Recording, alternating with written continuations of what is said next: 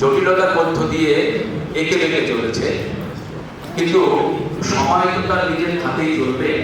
সেই সময়কে ধরতে হলে আমাদের এই দেখা বা করার মধ্য দিয়ে আমরা কি চাইছি এবং কি শেষ পর্যন্ত পেতে চেয়ে হয়তো সেই হিসেবে যারা নাটক নিয়ে দীর্ঘদিন কাজ করেছেন তারা অবশ্যই, কিন্তু তার থেকেও অনেকদিন ধরে কাজ করা মানুষরাও এমন জায়গাতেই অন্য কোনো বিষয় থাকে না, থাকে একমাত্র বলবার যে স্বপ্ন আমরা সবাই মিলে দেখি দর্শক এবং নাট্যজন।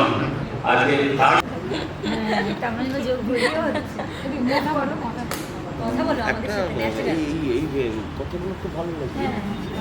এগিয়ে যাওয়ার বার্তা দিতেই এখানে সমবেত হয়েছি।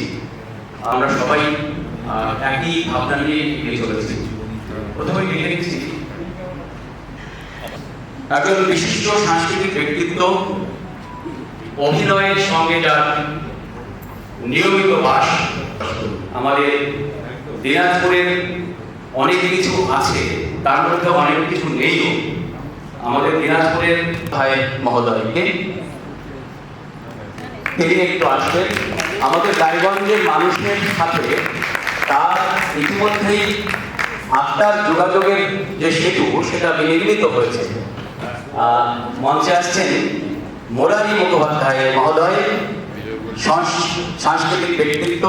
কি হবে শেষ পর্যন্ত, এরপরে আমরা দেখে নেব পিয়ারি বসু মুখোপাধ্যায় মহোদয়াকে। যে দিনাজপুরটা ভাগ হয়, ওপারে দিনাজপুরই থাকে, এপারে পশ্চিম দিনাজপুর, এবং শেষ পর্যন্ত পশ্চিম দিনাজপুরও 92 সালে ভাগ হয়, একটা উত্তর দিনাজপুর একটা দক্ষিণ দিনাজপুর। তো আমাদের সেই পশ্চিম দিনাজপুরের আরো পরিশীলিত করলাম, আরো ভালো করে ধারালো। তো এই ধারালো করার যে জায়গাটা, এইটা হচ্ছে শিল্প চর্চা, এবং পরবর্তীতে প্রাতিষ্ঠানিক রূপ হয়। প্রত্যেক শিল্প চর্চাই পরবর্তীকালীন অধ্যায়ে প্রাতিষ্ঠানিক রূপ হয়। যত রকমের শিল্প আছে, একদম আমার অভিমতে এমন কোন শিল্প বাদ থাকে না যে শিল্পকে এই মঞ্চে ঠাঁই দেওয়া যায়। সরলভাবে এটি একটি অন্যতম প্রবাদ। এইভাবে করে যে করছেন, এই করাটা কেন, সেই কেন থেকে যখন আস্তে আস্তে আসছি আমরা, তার পরবর্তীকালীন অধ্যায়ে বিভিন্ন ভাগ এগুলো আসছে। একটু বেশি গতি পেল। সেই সময় থেকে আমি একটা জিনিস বুঝলাম যে অন্ন, বস্ত্র, বাসস্থান, শিক্ষা, স্বাস্থ্য, কর্মসংস্থান, এই 6টা মানুষের বেসিক নিড। এই 6টা বেসিক নিড স্যাটিসফাই না হলে 7 নম্বরে যে সংস্কৃতি, সেটা মানুষ চর্চা চালিয়ে যেতে পারে না। তো সেই জায়গা থেকে আমি সবসময় যখন থিয়েটার করেছি, আমি প্রত্যেককে এটাই বলবার চেষ্টা করেছি যে থিয়েটার খালি পেটে হয় না। থিয়েটারের জন্য পেটটা ভর্তি লাগে, অনেক পরিশ্রম, তারুণ্য, এনার্জি ওদের দিতে হয়। সুতরাং আগে নিজের 2 পায়ে দাঁড়িয়ে নাও, এবং নিজে 2 পায়ে দাঁড়িয়ে তুমি থিয়েটার করো, এবং থিয়েটার থেকে তোমার যে অনুভব সেটা তোমাদের আর পাঁচজনের কাছে ছড়িয়ে দাও। সময় দিতে পারি না বলে যে দূরত্ব, যে কনফিউশন তৈরি হয়, সেখান থেকে বিভিন্ন মানুষের যে স্বভাবের পরিবর্তন আমরা লক্ষ্য করলাম গতকালের নাটকে। এটা তো একটা লোকশিক্ষারই অঙ্গ। তো সেই রকমই নাটক কি, কেন এবং কিভাবে এগোবো। নাট্য ব্যক্তিত্ব আছেন, তো রুমাল বেঁধে যাওয়া যায় না। সেই জন্য একটা পাঞ্জাবি পড়লাম, গাড়িটায় দিলাম, যাতে করে এই পরিবেশের সঙ্গে নিজেকে মানানো শুরু করা যায়। ওই বিরাজদাদা নাটকে বলছে না যে যদি সিকোয়েন্স তৈরি না হয়, মুহূর্ত যদি তৈরি না হয়, তাহলে চরিত্র আসে না। তো সেই কারণেই ওই চরিত্রতে আসার জন্য মুহূর্তটা তৈরি হয়। জীবনেও তাই। একটা মেয়ে যখন বাবার কাছে থাকে, তখন সে মেয়ে থাকে। তারপর তখন সে তার জন্য একজন প্রেম হয়, একজন প্রেমিক চলে, তখন সে প্রেমিকা হয়। প্রতি মুহূর্তে তার চরিত্র পাল্টায়, তার শব্দ পাল্টে যায়, তার বলার ধরন পাল্টে যায়, তার সংলাপ পাল্টাচ্ছে, প্রতি মুহূর্তে তার হাঁটা চলা পাল্টাচ্ছে। তারপর একদিন সে শাশুড়ি হয়, তখন আরো তার মধ্যে গাম্ভীর্য আসে। যারা এখানে থিয়েটার করতে এসেছে, নতুনদের কথা বলছি, পুরাতনরা তো ঠিকই আছেন, তাদের অনেক অভিজ্ঞতা আছে। নতুন যারা এসেছেন তাদের একটা কথাই বলি, মনে রাখবেন তারকেশ্বরে যখন বাঁক নিয়ে যান বাবার মাথায় জল ঢালতে, তখন কিন্তু রাস্তায় অনেক কুয়া থাকে। অনেক যখন বর্ষার বৃষ্টি পড়ে তখন সেই কুয়াগুলো জেগে ওঠে।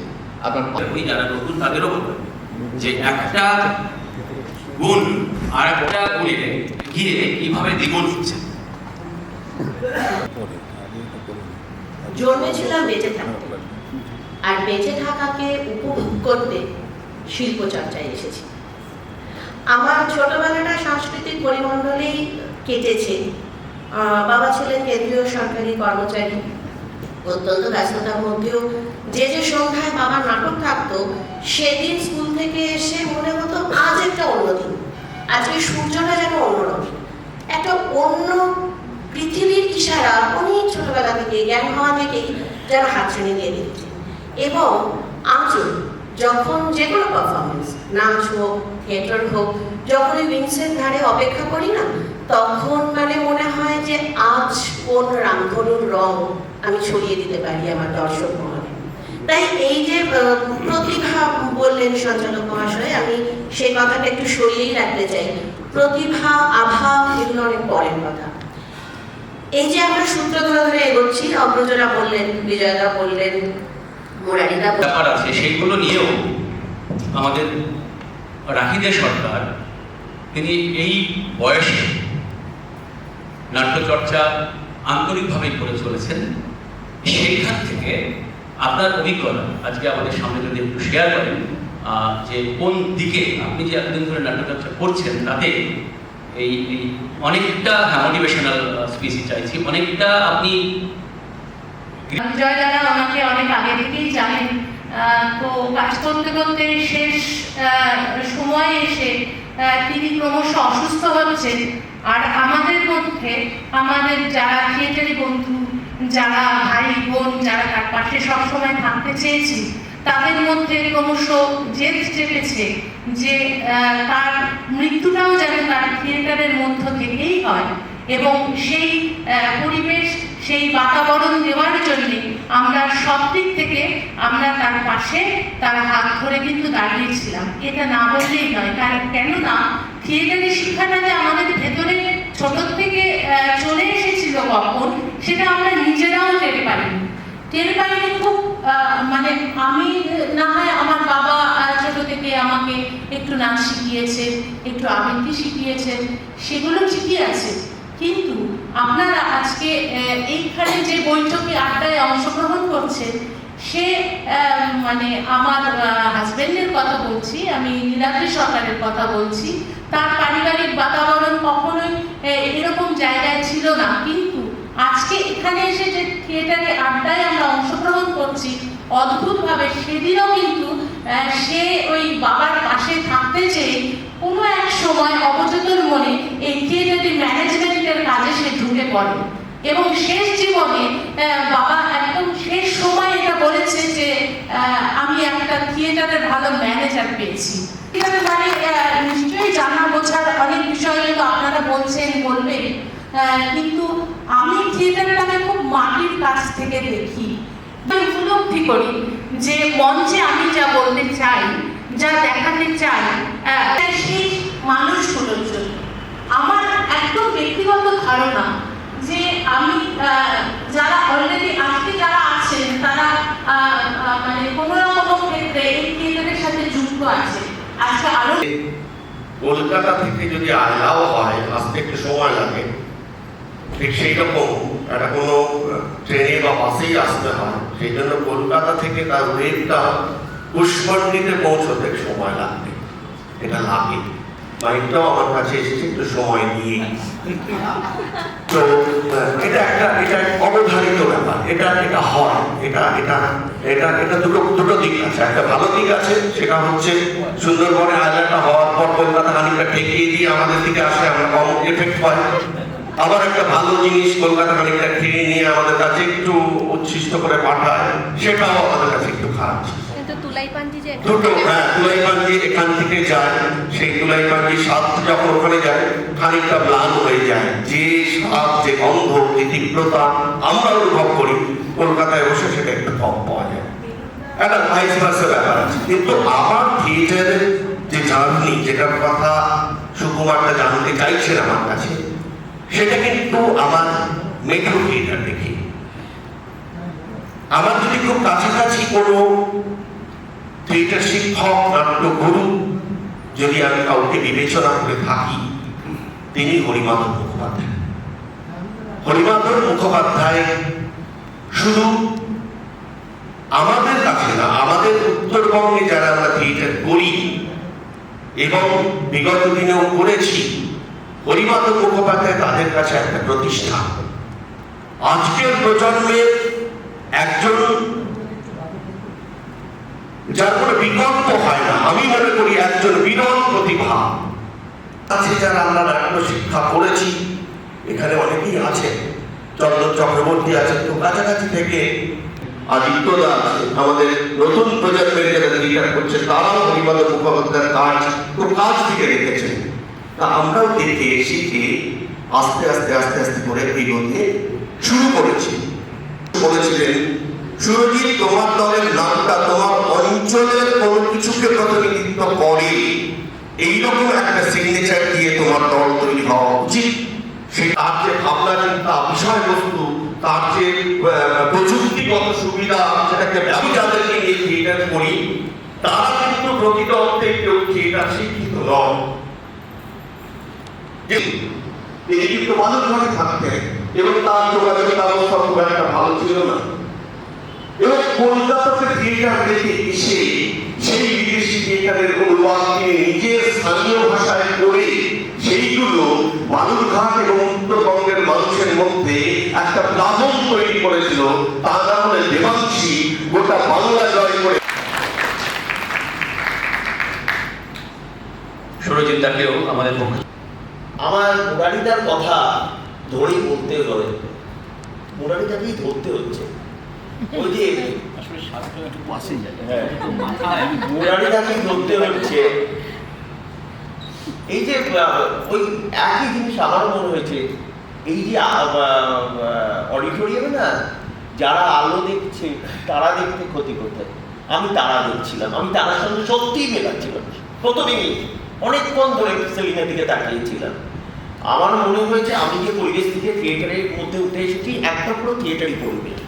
আমার ভবানীপুরে হরিশঙ্করজি রোডে বাড়ি, সেখানে আমার বাবা কাজ করেন জ্ঞানেশ জেঠুর সঙ্গে, জ্ঞানেশ মুখোপাধ্যায় মাস থিয়েটার্স। আমার বাড়ির বাদবাকি আর যারা ছিলেন তারা প্রত্যেকেই কাজ করেন থিয়েটার সেন্টার তরুণ রায়ের সঙ্গে, তরুণ জেঠু। তো আমার বাড়িতে রিহার্সাল হতো, খুব বিরক্ত হতো আমার, পড়াশোনার খুব মা খুব রেগে যেতেন, পড়াশোনার খুব ক্ষতি হতো। কেননা যেদিন থিয়েটার সেন্টারে শো থাকতো সেদিন আমাদের বাড়ির ছাদে রিহার্সাল হতো তরুণ জেঠু, আর মাস থিয়েটার্সের ঘরে যদি কোনো অসুবিধা হতো জ্ঞানেশ জেঠু আমাদের বাড়িতে রিহার্সাল করতেন এবং বাবার সঙ্গে খুব সক্ষতা ছিলেন। এরকম একটা পরিবেশ থেকে বড় হয়ে ওঠা থিয়েটারের মধ্যে। তারপরে একে একে ওই আবার তুমি বললে বারবতুন অসীমবাবুর কথা, অসীমবাবুরই এক ছাত্র রঞ্জিত গাঙ্গুলি, রঞ্জিত গাঙ্গুলির হাত ধরে প্রথম থিয়েটার করা, জ্ঞানেশ জেঠুর প্রোডাকশনেও কাজ করা, রঞ্জিত গাঙ্গুলির হাত ধরে থিয়েটারে আসা, তারপরে আস্তে আস্তে শেষে ওই নেহরু চিলড্রেন্স মিউজিয়াম রামাপ্রসাদ বলুন, বিজয় তাদের পেয়ালিদিদের পরে রয়েছি। তো একটা জিনিস আমি ছোটো থেকে, সেটা আমার মা চোখ খুলে দিয়েছে এবং মা আমার খুব উপকার করেছে। প্রচুর বই পড়াতেন আমাকে, প্রচুর পড়াতেন। প্রভাবতী দেবী সরস্বতী, সমরেশ বসু, সুনীল গঙ্গোপাধ্যায়, শীর্ষেন্দু মুখোপাধ্যায়, সঞ্জীব চট্টোপাধ্যায়, আশাপূর্ণা দেবী। আমি আশাপূর্ণা দেবী ভীষণ পছন্দ করতাম। আশাপূর্ণা দেবী ভীষণ পড়াতেন। পরবর্তী টাইমে না, যেটা বিজয়দা বললো না, পড়তে হবে, না পড়লে পিছিয়ে পড়তে হবে। যারা নতুন এই থিয়েটারে আসতে চাইছে, যা নতুনদের কথাই বলি না, আমাদের কথা ছেড়ে দাও, আমরা আস্তে আস্তে বাতিলের খাতায় চলে যাচ্ছি। তো যারা নতুন আসতে চাইছো এই থিয়েটারে, তাদের সব থেকে বড় যেটা ব্যাপারটা হলো শিক্ষাটায় ধার দিতে হবে। সাহিত্য থেকে আসবে, কবিতা থেকে আসবে, উপন্যাস থেকে আসবে, চিন্তাগুলোকে উপলব্ধি করো। ভীষণ পড়া। একজন আমাদের বলেছিলেন, আমি তো লেখাপড়া করতে পারিনি, আপনার এখানে জয়েন করেছি, আমি মাধ্যমিক দেওয়ার পর পড়াশোনায় বললেন না না না, সেটা খুব আগে কথা। পুঁথিগত শিক্ষা যে লাগবে তা নয়, তুমি বই পড়ো। বিশেষ করে রোহিত চট্টোপাধ্যায় নাটক পড়ো, মনোজিতের নাটক পড়ো, তুমি ইংরাজি পড়তে পারো না শেক্সপিয়ার ছেড়ে দিলাম আমি, তুমি বাংলা নাটকগুলো পড়ো। আমার প্রথম কাজ ছিল থিয়েটারে একটা কেটলির সাথে আমার বন্ধুত্ব ছিল। আমার প্রিয় বন্ধু ছিল একটা স্টিলের কেটলি, সেটা আমি চা আনতে যেতাম। 2 বছর 2.5 বছর আমি শুধু চা এনেছি, শতরঙ্গি বেঁধেছি।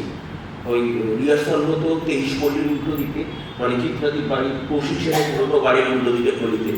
তো 2 বছর শতরঙ্গি বেঁধে চা এনেছিলাম। একটা ডায়লগ দেওয়া হয়েছিল 2-2.5 বছর বাদে, বাবু আপনি কি বেরোবেন? সেটাও ভুল বলেছিলাম, 1 কাপ খেয়েছি, সেটাও ভুল বলেছি, ঘাবড়ে গেছি। 1 কাপ খেয়েছিলাম একাডেমিতে এসে।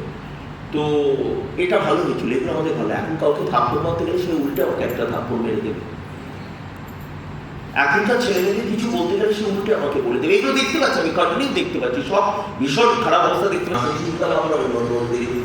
ওটা আসে যেভাবে যাই বলো না, তারা আর্থিক দিকে একটা আছে সচ্ছলন।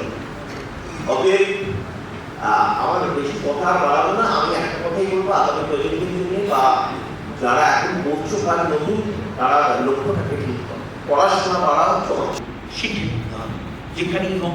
অনেক ইনস্টিটিউট আছে, তাছাড়া অনেক ভালো ভালো মানুষ আছে। সেগুলি তোমার চোখটাকে তৈরি করো, এটাকে তারা মনে করো, ভাবনাটাকে।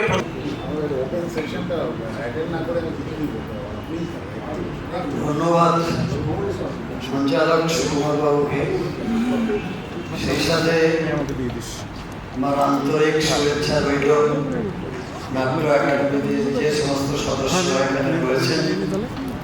সাথে স্যার বলছি যে আজকে যে আপনাদের নাটক নিয়ে বৈঠকি আড্ডা, এর কতটা তাৎপর্য বলে আপনার? বিশেষ করুন আমি 45 বছর নাটকের সাথে যুক্ত, 1979 থেকে আজকে 2025। এই দীর্ঘ সময়ে আমার অনুভব এটাই যে নাটক আপনাকে গ্ল্যামার দিতে পারে না, নাটক আপনাকে পয়সা দিতে পারে না। নাটক যেটা দেয় সেটা হচ্ছে আপনার আত্মবিশ্বাসকে ত্বরান্বিত করে। আপনি যে কথা ঠিক মনে করেন, সেটা আপনি যেটা ঠিক মনে করেন, ঠিক যাই হোক না কেন আপনার বিচার, সেটাকে আপনি আত্মবিশ্বাসের সাথে মানুষের সামনে রাখার যে শিক্ষা, সেটা নাটক দেয়। এটা একটা ইনট্যাঞ্জিবল ফোর্স। আর দিতে পারে নাটক বন্ধুত্ব।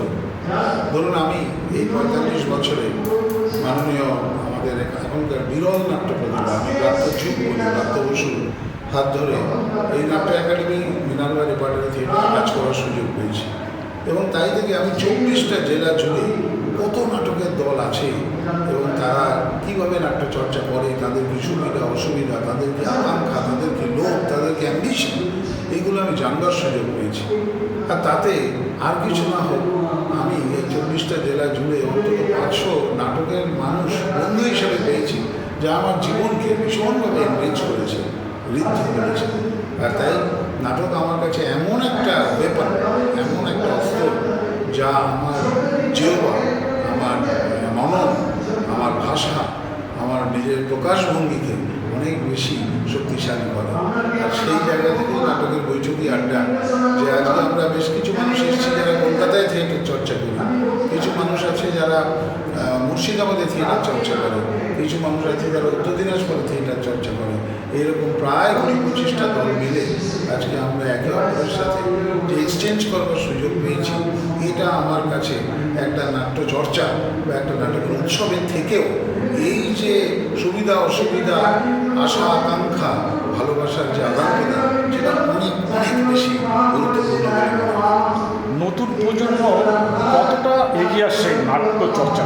দেখুন, নতুন প্রজন্মের সামনে আমরা তো খুব ভালো উদাহরণ তৈরি করে রাখতে পারিনি। আমি সবসময় মনে করি যে অন্ন, বস্ত্র, বাসস্থান, শিক্ষা, স্বাস্থ্য, কর্মসংস্থান, এই 6টি মানুষের বেসিক নিড। আজকে নতুন প্রজন্মের সামনে আমরা এমন একটা পৃথিবী, এমন একটা ভারতবর্ষ রেখেছি যেখানে 142 কোটি মানুষ, যেটা সারা পৃথিবীর মধ্যে হাইয়েস্ট পপুলেশন, আর at the same time highest poverty level, দরিদ্রতা, আবার হাইয়েস্ট ইলিটারেসি, নিরক্ষরতা। এইরকম একটা ভয়ঙ্কর অবস্থায় একমাত্র শিক্ষা, স্বাস্থ্য এবং নাট্যচর্চা, এই জাতীয় উপাদানগুলোই আমাদের নতুন প্রজন্মকে ঠিকঠাকভাবে এগিয়ে নিয়ে যেতে পারে।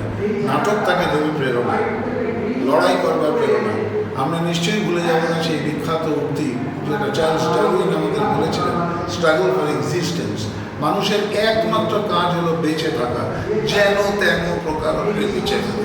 আর সেই বেঁচে থাকাতে সবচেয়ে বেশি যে রসদ যোগায়, যে শক্তি যোগায়, সেটা হলো নাট্যশাস্ত্র। আর তাই নাটককে আমি এতটাই বলছি, এই যে বিংশ শতাব্দীতে দাঁড়িয়ে আগেকার দিনে যেরকম মঞ্চে যত মানুষ উপচে পড়তো ভিড় নাটক দেখার জন্য, এই ইলেকট্রনিক্স যুগে মানে টিভি মোবাইলের যুগে এখন সেরকম কি লোক আসে? আমি আপনার কথা মানে পুরোপুরি স্বীকার করে নিচ্ছি। আপনার প্রশ্নটি খুব সুন্দর প্রশ্ন। দেখুন, নাটকের থেকে এখন অনেক বেশি মানুষ ওয়েব সিরিজ বা ধরুন মেগা সিরিয়ালস, বা সিনেমা, এসব দিকে বেশি মন দিচ্ছে ঠিকই, কিন্তু তার সবটাই হচ্ছে আর্থিক কারণ। যারা চাকরি বাকরি করেন তাদের পক্ষে সারা দিনটা ওই ক্যামেরার পিছনে দেওয়ার মতো সময় নেই। চাকরি বাকরি করেন পারিবারিক সামাজিক মানুষ, তাদের কাছে সন্ধ্যাবেলাটা বা শনি রোববারটা একটু নাট্যচর্চার মাধ্যমে তারা এই শিল্পের সাথে, এই মহান আর্টের সাথে নিজেকে যুক্ত রাখার চেষ্টা করেন। নাটক আমাদের দেশে প্রফেশনাল পর্যায়ে পৌঁছয়নি। নাটককে অবলম্বন করে একটা মানুষ যদি মনে করে আমি আমার রুটি জোগাড় করে ফেলবো, সেটা কখনোই সম্ভব হবে না। তাই জন্য হয়তো আপনি দেখবেন নাটকের দর্শকের সংখ্যা কম, অন্যান্য মাধ্যমগুলোর থেকে দর্শকের সংখ্যা বেশি, কিন্তু নাটক আপনাকে যে অসম্ভব শক্তিশালী করে তুলবে। দেখুন, আমরা কি দেখতাম, ওয়েস্ট বেঙ্গল মোহনবাগান হচ্ছে আমাদের কাছে সবচেয়ে বড় ক্লাব, সেখানে খেলতে যায়, কিন্তু সেই খেলতে যাওয়ার আগে তাকে ভ্রাতৃসংঘ, এরিয়েন্স বা বিভিন্ন ছোটো ছোটো দলে তৈরি হতে হয় না? নাটক হচ্ছে সেই তৈরি হওয়ার জায়গা, আর সেই তৈরি থেকে মণিমাণিক্য সে ছড়িয়ে দেবে ওই ওয়েব সিরিজে। আপনি বলুন না, শাহরুখ খান থেকে আরম্ভ করে অনুপম খের, অমিতাভ বচ্চন থেকে শুরু করে জয়া বাজরি থেকে যে কোনো শিল্পী, তাদের মূল বেসিকটা হচ্ছে নাট্যশাস্ত্র। হ্যাঁ, তো সেই জায়গা থেকে নাট্যশাস্ত্রে হচ্ছে আপনার তৈরির জায়গা, আর সেটাকে প্রফেশনাল রূপ দেবে আপনার ওয়েব সিরিজ বা ক্যামেরা বা ম্যাগাজিন। আমার একটা প্রশ্ন মনে মাঝে মাঝে জাগে যে এখনো আমি উত্তরবঙ্গ, দক্ষিণবঙ্গ, পশ্চিমবঙ্গ এই সমস্ত ব্যাপারে যাচ্ছি না, থিয়েটারে আসি, সরাসরি বাংলা থিয়েটারে। থিয়েটারে এখনো উদাহরণ বললে কলকাতা, থিয়েটারের এখনো উদাহরণ বলতে গেলে কলকাতা থিয়েটারে বুঝি বা বোঝাতে যাই শুনি। মফস্বলের যে থিয়েটারগুলো হচ্ছে সেটা কি ভালো মানের কাজ হয় না, নাকি মফস্বলের গুরুত্ব পায় না? আমার এটা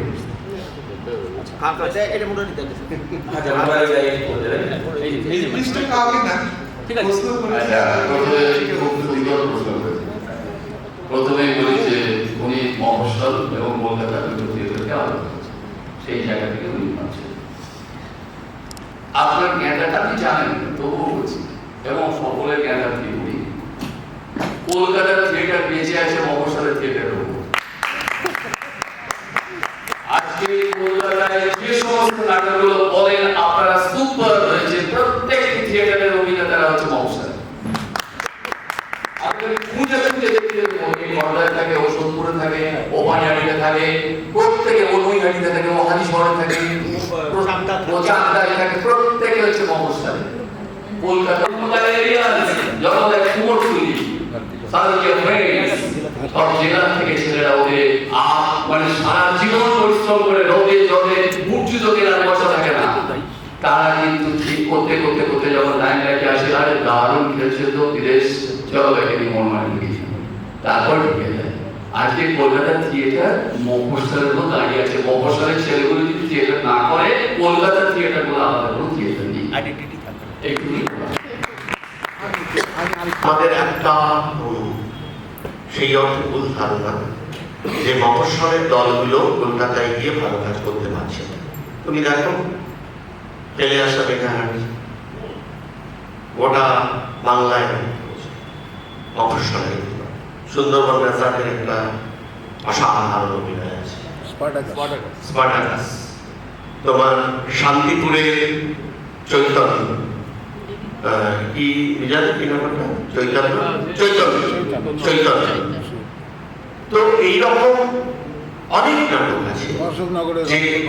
হ্যাঁ, সুমন পালের বেশ কিছু নাটক, এবং খুব রিসেন্টলি বিজয়া জানে, জয়েশ জানে তার প্রযোজনা করে প্রশংসা করেছে। আজকে একটা ছোট্ট একটা প্রযোজনার কথা বলছি। তুমি আমি সবাই জানি হরিমাধব মুখোপাধ্যায়ের অসাধারণ একটা নাটক গণেশ গাথা, গণেশ চন্দ্র চক্রবর্তী বসে আছে, প্রায় 50 পার হয়ে একটা প্রযোজনা। কলকাতা কটা হয়েছে? 57টা প্রযোজনা হয়েছে, মানে দেখানো হয়েছে, 57বার শো করেছে। সুতরাং এটা গোটা বাংলা জুড়ে হয়েছে। সুতরাং যদি আমরা আমাদের মতন আমাদের যে আছে যতটুকু সেটুকু নিয়েই যদি আমরা এগোতে পারি তাহলে আমরা করতে পারবো। হ্যাঁ, এটা আমি তোমার সঙ্গে একমত। কলকাতার যে প্রযুক্তিগত সুবিধে, কলকাতার যে ট্রেনিং, কলকাতায় যে এত মফস্বলের মানুষ যারা যে কলকাতায় সমবেত হয়েছেন, তারা থিয়েটার নিয়ে গবেষণা করছেন প্রতি মুহূর্তে, সেখানে তাদের যে মেধা, সেই মেধা নিশ্চিতভাবে আমাদের থেকে খানিকটা এগিয়ে, নিশ্চিতভাবে এগিয়ে। এবং সেই মেধাকে আমি স্যালুট জানাই, আমি আনন্দ প্রণাম জানাই। সত্যিকারে তারা খানিকটা এগিয়ে, যেহেতু তার ওই বিষয়টা নিয়ে কেন্দ্রীভূত আছে। উত্তম সরকার আমাদের ইসলামপুরে একটি নাটকের দলীয় বিশিকা নাট্য সংস্থা। আমরা সংখ্যাটা ধরছি, 40 বছর ধরে আমরা নাটক করে আসছি, কিন্তু ঘনিষ্ঠ অর্থাৎ আমাদের মাথা নেই। এবং সেখানে আমরা লড়াই করছি। সেই দাদা বলছিলেন, স্যার বলছিলেন যে বাবা ধামে যাওয়ার জন্য যে ইটের খোঁচা খেয়েও থামছি না, সেই ব্যাপারে আমরা অভিষেকে আদৌ থামিনি। সে 80 সাল থেকে আমরা চলছি। সেখানে বিভিন্ন ডিরেক্টররা ছিলেন, বিভিন্ন ডিরেক্টররা আমাদের করিয়েছিলেন। প্রশ্ন এখানে একটা জিনিস আমার খুব ভালো লাগছে, যে এই যে বৈঠকি আড্ডাতে নাটক নিয়ে যে আলোচনা, নাটক নিয়ে যে আমরা ভাবনা চিন্তা, আজ আমরা উত্তর দিনাজপুরে বসে আমরা এই ভাবনায় আমরা আজকে উপস্থিত হতে পেরেছি। এটা আমাদের কাছে অনেক বড় পাওনা। ইসলামপুর থেকে আমি ছুটে এসেছি, এই বন্ধু কাম ভাই পবিত্র আমাদের দলে করতো। আমি খুব গর্ববোধ করি যে আমাদের দলে করতে করতে এসে কালিয়াগঞ্জ বা রায়গঞ্জ একটা নাম করেছে, সেটা আমার গর্ববোধ হয়। গর্ববোধ হওয়া স্বাভাবিক, কিন্তু এই গর্ববোধটা হওয়াটা আমি মনে করি আমার করা উচিত নয়। যে যার ওয়েতে চলছে, সে তার পরিশ্রম করে বিভিন্নভাবে তার পড়াশোনা করে সে এগিয়ে চলছে। কালকে দেখেছি না সন্দীপের সাথে আমার আলাপ হয়, এবং আমি আপনি যে বললেন আহারে মরণ করেছেন, ওইটা কলকাতা জানতে পারে ইসলামপুরে যে অগ্নিশিখা নাট্যদল বলে যে নাট্যদল আছে এবং তারা চর্চা করে, সেইটা কিন্তু নাট্য একাডেমির সেই চাওয়াটা ছিল বলেই ইসলামপুর থেকে আপনাদের আবিষ্কার করে ওইখানে শো করতে পাঠানো হয়েছিল। কিন্তু এবার দেখুন, এটা তো আমরা এখানে আজকে যে আলোচনা করছি সেটা হচ্ছে নাটকের বৈঠকি আড্ডা, মানে ওর মতো প্রশ্নগুলো যে একটা নাটকে যদি নিজেকে ডেভেলপ করতে চায় তাহলে তার রাস্তা কি হবে, তার রুটস কি হবে, তার প্রসেস কি হবে, তার রুটিনস কি হবে, পদ্ধতি কি হবে, পদ্ধতিগত আলোচনা। আপনি যে আলোচনাটা করছেন সেটা হচ্ছে একটা দল, সে যদি ভালোভাবে টিকে থাকতে চায় তাহলে তার সার্ভাইভাল কি করা হবে। এবার যে কোনো একটি নাট্য দলের মফস্বলের যতগুলি প্রযোজনার কথা সুরজিৎ উল্লেখ করল, তার মধ্যে একটু উত্তরবঙ্গের প্রযোজনা নেই। আমি একটু মনে করি খুব সম্প্রতি মালদা থিয়েটার প্ল্যাটফর্ম জাগরণ বলে নাটক করেছে, সেটি যে কোনো মুহূর্তে এমনকি ভারতবর্ষের যে কোনো থিয়েটারের সঙ্গে পাল্লা করতে পারে। সে নাটকটা উল্লেখ সুরজিতের কাছ থেকে আমি আশা করেছিলাম। বালুঘাট বলেছ, আপনারা মিস করে গেছি, সরি বালুঘাট বলেছে। আচ্ছা, আর আরেকটি কথা আমি সঞ্চালকের একটু একটা কথা বলতে চাই, যে সঞ্চালক আমি যতদূর জানি ইতিহাসের মোতাবেক উনি শুরুতে এটা বললেন যে থিয়েটারের দরবারি শিল্প ঠিক প্রায় দরবার থেকে আন্দোলন পৌঁছল। আমি যতদূর থিয়েটারের ইতিহাসটা জানি, কখনো সম্ভব থিয়েটার দরবারের আনুকূল্য পেয়েছে বটে, কিন্তু থিয়েটারটা কোনোদিন দরবারের শিল্প ছিল না। এই আপনি নিজে কনফিডেন্ট না আপনি বারবার অন্যকে বড় করে পাবেন। আসলে আমাদের উত্তরবঙ্গে যে আলোচনা হয় সে যাবতীয় আলোচনায় উত্তরবঙ্গে বেশিরভাগ মানুষ তারা নিজেরাই সেলফ কনফিডেন্ট মানে তাদের শিল্পটা অনেক বেকার হচ্ছে। এই জন্য যারা বাংলা বলে ওরা আমাকে ছোড়া আসলে তারা নিজেরাই কনফিডেন্ট নয়। আর একটা যে সমস্যা আজকে আমরা জনসংখ্যার 100 বছরে দাঁড়িয়ে রয়েছি, আজকে এখনো দাঁড়িয়ে থিয়েটারকে আন্দোলনের কথা ভাবতে হচ্ছে, এটা আরো বড় কথা। যে কোনো ফ্যামিলিতে যখন হলো সেখানে দাঁড়িয়ে আন্দোলনের কথা ভাবতে হচ্ছে, এখন সেই নিয়ে প্রশ্ন হচ্ছে। এটা আমাদের খুব ভালো লেগেছে, আমি ব্যাখ্যা করেছি। বিষয়টা হচ্ছে যে সবার কাছে একটা ছোট্ট প্রশ্ন আছে, মানে আমি একজন ছোট্ট নাট্যকর্মী হিসাবে সবাই হলো নাট্যকর্মী, আমরা নিজেদেরকে সমাজকর্মী হই। তো এই হিসাবে আমি সবার কাছে প্রশ্ন, বিশেষত বিজয়া মুরারদা আছেন নাকি, আমি সবাইকেই বলছি এবং সুরজিৎ আমার অনুষ্ঠী। তো সেক্ষেত্রে এখন বর্তমান কি ধরনের নাটক, অর্থাৎ নাটকের আমাদের যে বিষয়বস্তুটা কি হওয়া উচিত বর্তমান সামাজিক প্রেক্ষাপটের প্রকার সমাজের কাজ করা, এটাই আমার কাজ। সুতরাং সেই জায়গা থেকে বলছি এইটা এক। দুই হচ্ছে আপনি বললেন যে আমাদের এখন কি করার, কি ধরনের নাটক আমাদের করা উচিত, কি রয়েছে এটা যদি সেটা নিয়েই তো আসলে আলোচনা শুরু হয়েছিল। শুধু বিনোদনের জন্য করবো না, আর তার মধ্যে কিন্তু আমার একটা কোনো কিছু বলতে চাই, যেটা এই সমাজকে ছুঁয়ে যায়, এই সমাজকে পাচ্ছি এবং আমার যে নিউ জেনারেশন তাদেরকেও পাচ্ছি। যদি আমরা পরিবর্তন না পেতাম এই পরিবেশ আজকে হতো না। মানে আমি